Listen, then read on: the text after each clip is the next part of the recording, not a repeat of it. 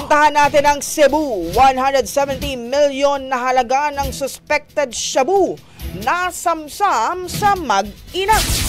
Brigada Aires at Well Depositario, ibrigada mo! Brigada Live Report.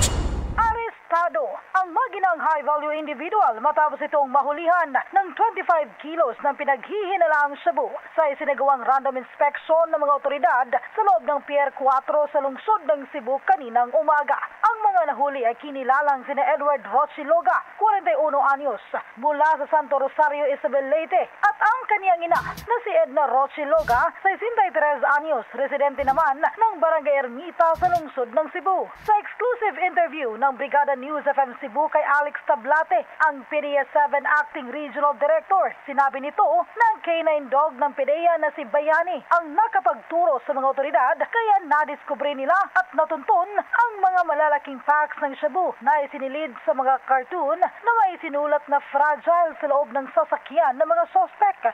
Ayon kay Tablate na ang mga drug suspects ay posibleng mula pa sa National Capital Region, dumaan sa Masbate at Samar bago tumungo sa Cebu. Ang nasabi mga suspected shabu ay tinatayang nagkakahalaga ng higit sa 170 million pesos. Ang naturang operasyon ay pinangungunahan ng Philippine Drug Enforcement Agency Regional Office 7 sa tulong na rin ng Intelligence Operations Unit, Naval Forces Central, Regional Police Drug Enforcement Unit, PNP Maritime Group, Philippine Coast Guard, Cebu Port Authority, Bureau of Customs, Cebu City Police Office Station 4 at Coast Guard Intelligence Group Central Visayas. In the heart of changing lives, ito si Brigada Aires at Well Depositario ng 90.7 Brigada News FM Cebu, the Music and News Authority. Ronda Brigada. Ang bahaging ito ay hatid sa atin ng Yumivit ES3 Syrup. Simulang tuparin ang pangarap ng iyong anak.